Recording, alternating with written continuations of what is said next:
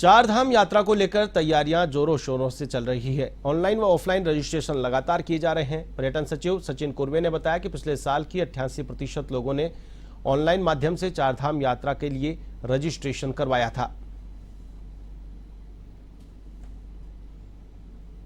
ऐसा है कि अभी तक हमने जो भी मैंने आंकड़े बताए ऑनलाइन रजिस्ट्रेशन के माध्यम से है। अगर विगत साल की भी अगर हम बात करें तो ऑलमोस्ट हमारे 88% लोगों ने ऑनलाइन रजिस्ट्रेशन के माध्यम से ही खुद को रजिस्टर कराया था। फिर वो पोर्टल के माध्यम से हो, वेबसाइट के माध्यम से हो, व्हाट्सएप के माध्यम से हो। जहाँ तक जो श्रद्धालु जो 11th आवर पे आते हैं उनको रजिस्ट्रेशन में दिक्कत जाती है, तो हमारे हीना, बडकोट, सोनप्रयाग, पांडुकेश्वर में भी हम अपने फैसिलिटेशन काउंटर खुले रखेंगे, लेकिन वो यात्रा कपाट शुरू होने के 3 या 4 दिन पहले ही हम उसको शुरू करेंगे। अभी हमारा जो मेजर एम्फेसिस है वो हमारा ऑनलाइन रजिस्ट्रेशन का है। गढ़वाल लोकसभा चुनाव के लिए पौड़ी जिले में 945 पोलिंग बूथ बनाए गए हैं, जिनमें 17 अप्रैल को दूरस्थ क्षेत्रों की 181 पोलिंग पार्टियां रवाना की जा चुकी है, जबकि 764 पोलिंग पार्टियों को 18 तारीख को रवाना किया गया। गढ़वाल लोकसभा क्षेत्र के अंतर्गत पौड़ी जनपद की 6 विधानसभा सीटें शामिल हैं, जिनमें 3 विधानसभा सीटें पौड़ी, श्रीनगर और चौबट्टा खाल के लिए कंडोलिया मैदान से तथा 3 विधानसभा कोटद्वार, यमकेश्वर, लैंसडाउन के लिए पीताम्बर दत्त राजकीय स्नातकोत्तर महाविद्यालय कोटद्वार से पोलिंग पार्टियां रवाना हुई। जिले में मतदान के लिए 945 पोलिंग बूथ बनाए गए हैं। जिला निर्वाचन अधिकारी डॉक्टर आशीष चौहान ने बताया कि पोलिंग बूथों की दूरी को देखते हुए पहले ही रूट चार्ट तय कर दिया गया था, जिसके अनुसार पोलिंग पार्टियों को रवाना किया गया है।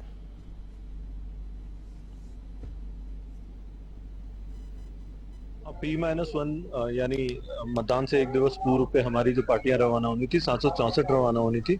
उसमें जो अब तक रिपोर्टेड नंबर है वो 556 का है। शांतिपूर्वक सारी चीजें हो रही है और ईडीसी जो अभी तक हम लोगों के द्वारा जारी किया गया उसका नंबर लगभग 4600 है। सिमिलरली पोस्टल बैलेट का भी काफी बड़ा नंबर हम लोगों ने दिया है। तो प्रयास यही किया जा रहा है कि समस्त मतदान कार्मिकों को हम लोग कवर करते हुए जितना उनको उनके मतदान में योगदान को बढ़ा सकें वो प्रयास किया जा रहा है। सिमिलरली जो वेलफेयर से रिलेटेड हमारी मेडिकल की टीम है वो भी लगातार देख रही है और जो जेन्युइन केसेज है उन्हें एग्जामिशन वहाँ की पीठासीन अधिकारी हैं। हमारी जो टीम है उसमें पूरी महिलाएं हैं और जिलाधिकारी महोदय की तरफ से महिलाओं को काफी इसमें सपोर्ट किया गया कि आप ट्रेनिंग लें, और हमने बहुत अच्छे से ट्रेनिंग करी। 2 प्रकार के हमारे प्रशिक्षण हुए हैं। एक हमारा सामान्य प्रशिक्षण हुआ है, एक ईवीएम प्रशिक्षण हुआ है। दोनों को हमने भली भांति किया है।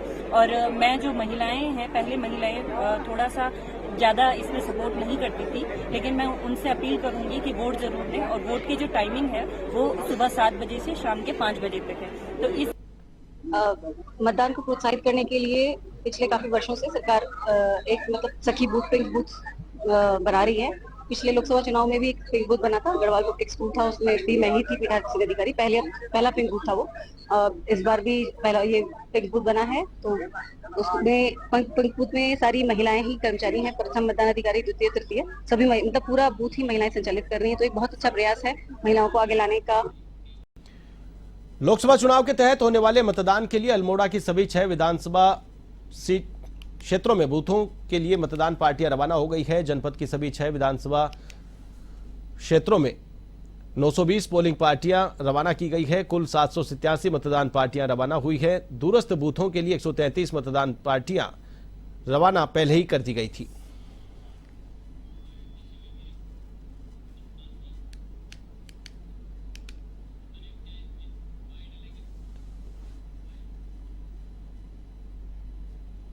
देखिए, टोटल हमारी 920 पोलिंग पार्टी है पूरे जनपद की।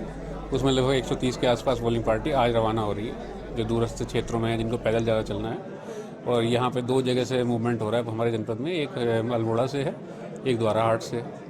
और यहाँ पर वोटर फैसिलिटेशन सेंटर की भी व्यवस्था की गई है। जो हमारी कॉन्स्टिट्यूंसी के वोटर नहीं हैं और हमारे जनपद में कार्यरत हैं, पोलिंग टीमें हैं या पोलिंग इलेक्शन की ड्यूटी में हैं, तो जिन्होंने भी फॉर्म 12 में पोस्टल बैलेट लिए अन्य कॉन्स्टिट्यूएंसीज में अप्लाई किया था, उनके भी यहाँ जो प्राप्त हुए हैं उनको भी कास्टिंग यहाँ पर की जा सकती है।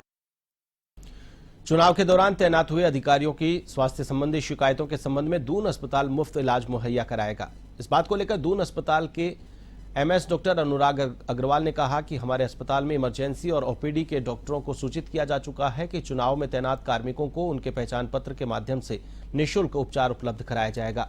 साथ ही उन्होंने कहा कि लगभग 15 दिन पहले भी इस संबंध में नोटिस जारी कर दिया गया था।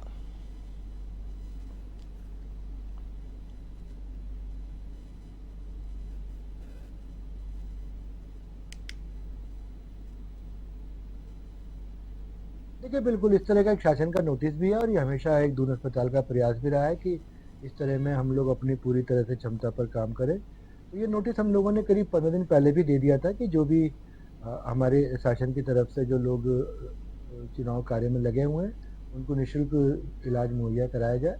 तो ऐसे में हमारी इमरजेंसी और सभी ओपीडीज में डॉक्टर्स को मालूम है कि जो भी अपना इस तरह का आई कार्ड प्रस्तुत करेगा उसका इलाज बिल्कुल निःशुल्क होगा। दून अस्पताल राजधानी देहरादून एवं आसपास के इलाकों का एकमात्र अस्पताल है जहां तमाम तरह की बीमारियों का इलाज एवं सर्जरी की जाती है।